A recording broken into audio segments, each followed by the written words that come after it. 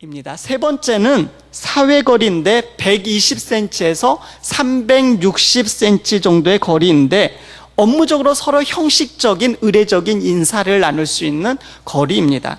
마지막으로 공중거리인데 360m 그 이상으로 떨어져 있는 거리입니다. 나와 거의 무관한 사람들, 그리고 무관하게 스쳐 지나가는 사람들과의 거리입니다. 그 정도의 거리에 따라 우리는 관계를 얼마만큼 친밀하게 갖고 있는지를 보게 되죠. 그렇다면 생각해 보십시오. 나는 하나님과 얼마나 가까이 그 관계 거리를 가지고 있는가? 이 넷 중에 어느 거리에 해당된다고 생각하십니까? 그냥 살짝 마음만 먹으면 언제든지 팔짱을 낄 수도 있고 늘 옆에 터치할 수도 있고 함께 있음을 늘 느낄 수 있는 거리에 있습니까? 아니면 손을 뻗으면 서로 맞닿을 수 있는 정도의 거리입니까? 아니면 형식적인 인사할 수 있는 좀 멀리 있는 그 정도 거리입니까? 아니면 전혀 무관하게 그렇게 그냥 스쳐 지나가는 거리로 살아가고 있습니까? 오늘 사도 야고보는 하나님과 멀어진 그리스도인들을 향하여 이렇게 외치고 있습니다. 4절입니다. 가늠한 여인들아, 세상과 벗된 것이 하나님과 원수됨을 알지 못하느냐? 그런즉 누구든지 세상과 벗이 되고자 하는 자는 스스로 하나님과 원수되는 것이니라. 8절에 두 마음을 품은 자들아 라고 지적합니다. 이 말의 요지는 네가 세상과 벗하려고 하느냐? 그렇다면 너는 하나님을 버리고 간음하는 것이다. 세상과 벗하고 두 마음을 품는 것은 하나님과 원수되는 것이다 라고 말해주고 있습니다. 하나님을 사랑하면서도 세상과 벗하고자 합니다.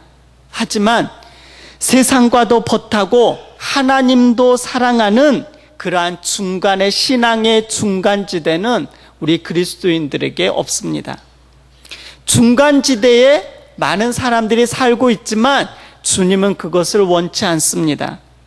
회색지대, 이것도 아니고 저것도 아닌 어중간한 상태, 세상 사람들과 비슷하게 살아가는 모습, 세상의 편법을 따라서 우리의 유익을 쫓아가는 모습, 하나님의 말씀이 아니라 나의 소견대로 옳은 대로 그냥 따라가는 사람들,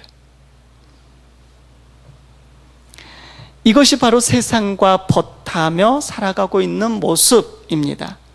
그런데 이렇게 세상과 벗하고 살아가는 것을 주님은 간음한 여인으로 보고 있죠.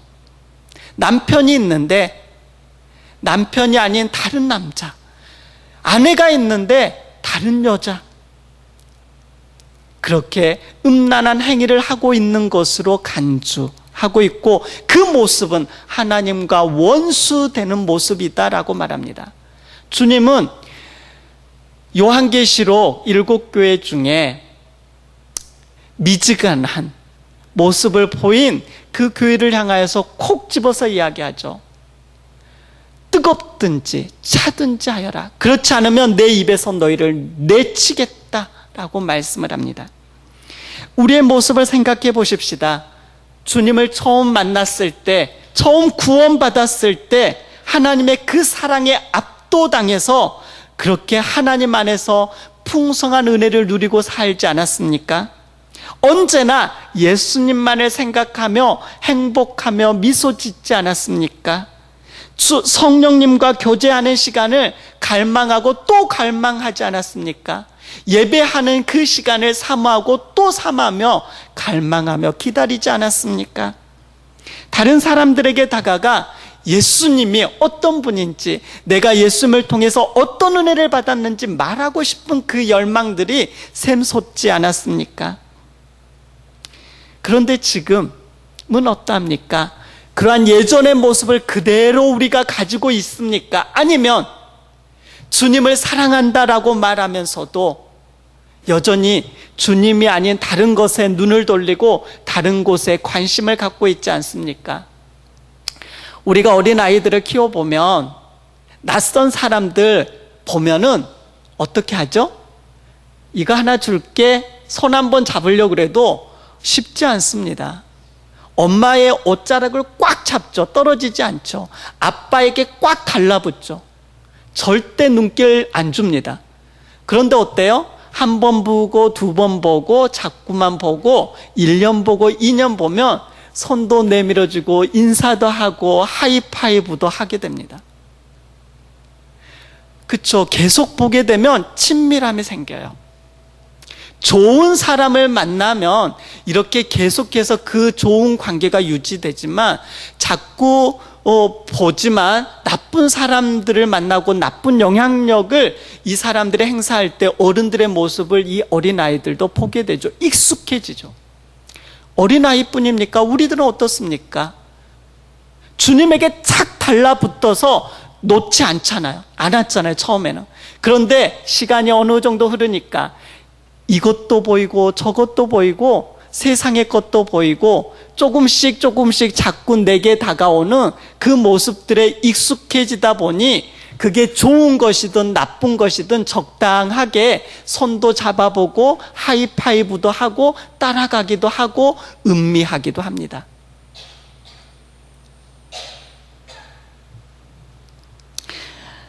예전에 그렇게 유지하였던 우리의 마음이 예배를 기다리고 그분의 임재를 경험하고 그분을 예배하고 말씀을 따라 여전히 살아가고 있습니까? 몸은 예배의 장소에 있지만 어떤 때는 언제 끝나나? 이거 빨리 끝나고 재밌는 드라마 봐야 되는데 어디 가야 되는데 그런 적이 없습니까? 주님에게 완전히 사로잡혀 있고 주님에 대한 갈망하는 마음이 있는 사람은 예배하는 시간, 찬양하는 시간, 기도하는 시간, 말씀을 보고 읽고 듣는 시간이 그 어떤 시간하고도 바꿀 수 없는 시간입니다. 몸은 예배의 장소에 있지만 이미 마음은 떠나 있는 모습은 없습니까? 이게 바로 우리의 마음이 이미 뺏긴 거죠. 우리의 마음이 다른 곳에 가 있다라는 것은 마음이 가면요, 우리의 생각도 마음 중심도 다 가 있어요. 내 마음이 딴 곳에 있으면 주님에게서 그만큼 멀어져 있는 거죠. 우리도 모르는 사이에 다른 애인이 생긴 것 아니겠습니까? 우리의 마음이 주님에게도 있지만 주님도 사랑해요. 그런데 우리의 마음이 다른 곳에도 뺏겨 있어요. 우리가 내리는 결정과 선택이 하나님의 말씀이 기준이 되지 않고 세상의 기준을 따르고 있는지 보셔야 됩니다. 사랑하는 강서가족 여러분, 다시 돌아가기를 갈망하는 마음이 없습니까? 다시 그 주님만을 갈망하고 주님의 그 은혜 가운데 깊이 들어가고 은혜와 은사도 경험하며 주님 안에서 부족함이 없는 샬롬의 은혜를 경험하고 싶지 않습니까? 그렇다면 어떻게 해야 할까요? 폴 틸리는 이렇게 말합니다. 하나님보다 더 사랑하는 것은 우상이다. 우상은 반드시 우상 숭배자들을 악마적인 힘으로 파괴해버린다 라고 말하고 있습니다. 하나님보다 더 사랑하는 것, 그것이 건강, 그것이 물질, 명예, 아니면 텔레비전, 아니면 자녀들, 사람들에게 인정받고자 하는 그러한 마음, 그러한 마음에 사랑하는 마음이 있다면 그게 우상이다. 사탄은, 그 마귀는 그것을 틈타서 우리들을 완전히 악마적인 힘으로 우리들을 파괴하고 멀어지게 하고 하나님과 더 멀어지게 하고 하나님과 손을 뻗을래야 뻗을 수 없을 만큼 멀어지게 마음을 떨어뜨려 놓습니다. 야고보서 7절에서 그런즉 너희는 하나님께 복종할지어다. 마귀를 대적하라. 그리하면 너희를 피하리라 라고 말하고 있습니다. 바울 사도는 에베소서 4장에 마귀에게 틈을 주지 말라라고 말하고 있습니다. 마귀는 틈을 벌리는 자입니다. 마귀는 언제나 그럴듯한 명분을 가지고 우리에게 접근하죠. 너만 손해볼 게 뭐냐? 그런다고 너를 세상의 사람들이 알아줄 것 같아? 그가 너를 무시하고 있잖아. 이렇게 자꾸 사람과 관계의 틈을 만들어 놓습니다. 마귀는 언제나 내 편인 것처럼 가까이 그렇게 다가와서 우리에게 힘을 불어넣어 주는 것처럼 가장합니다. 그는 하나님과 우리 사이에 자그마한 틈을 만들고 그 틈에 쐐기를 박아 관계를 완전히 망가뜨리고 우리의 마음을 하나님을 향한 마음에서 떨어뜨려 놓습니다.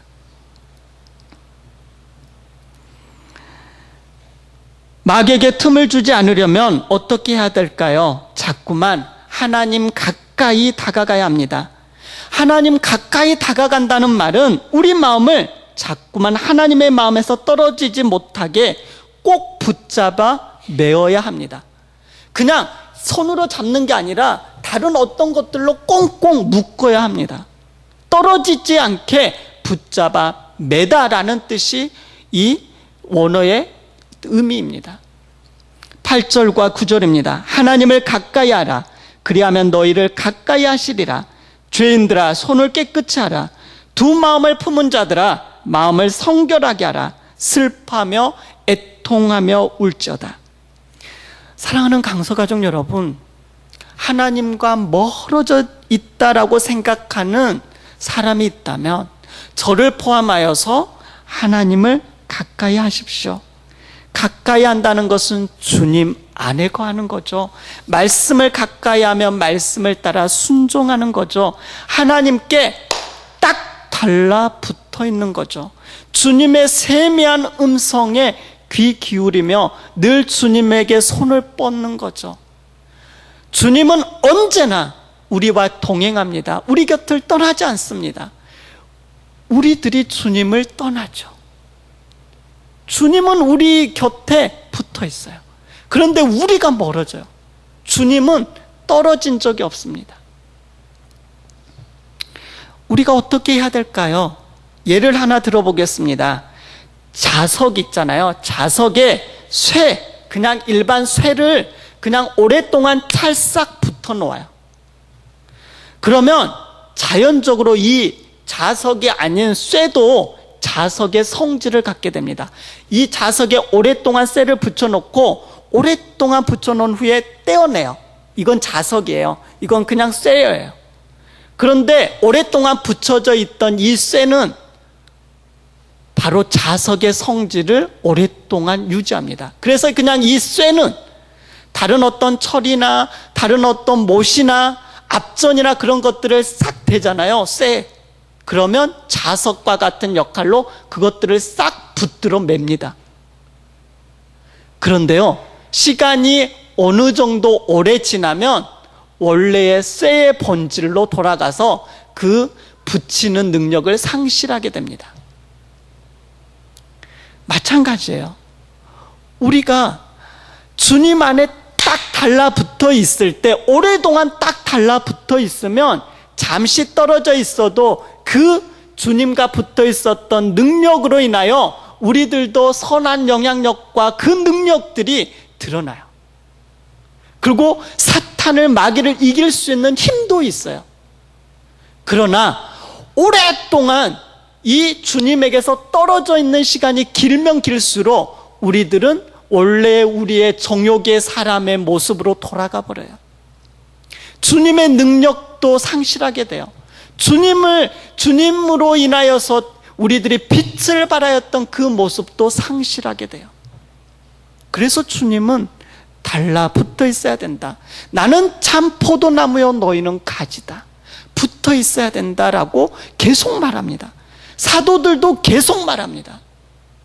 그리고 성경의 모든 역사 가운데 하나님의 사람들을 불러서 하나님과 멀어져 있는 이스라엘 백성들을 향하여서 온리 외쳤던 것은 돌아오라, 돌아오라, 주님에게 돌아오라 라는 이야기죠. 주님에게 붙어 있어야 된다. 우상 숭배하는 너희들아 돌아오라, 이거예요. 하나님에게서 떠나 있는 너희들의 마음을 다시 되돌려라. 모든 선지자들이 했던 일이 그 일이에요.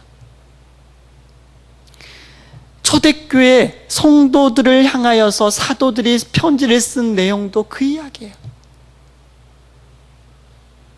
사랑하는 강서가족 여러분, 우리는 주님에게 붙어 있어야 됩니다.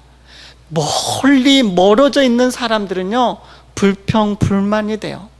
그리고 자꾸 하나님의 관점으로 바라보고 그것들을 하나님의 역사 가운데 기도하며 의지하고 그렇게 하나님의 역사하심을 기대하면서 믿음으로 나아가지만, 그렇게 멀리 떨어져 있는 사람들은 자꾸 인간적인 생각으로 자기의 힘을 과시해요.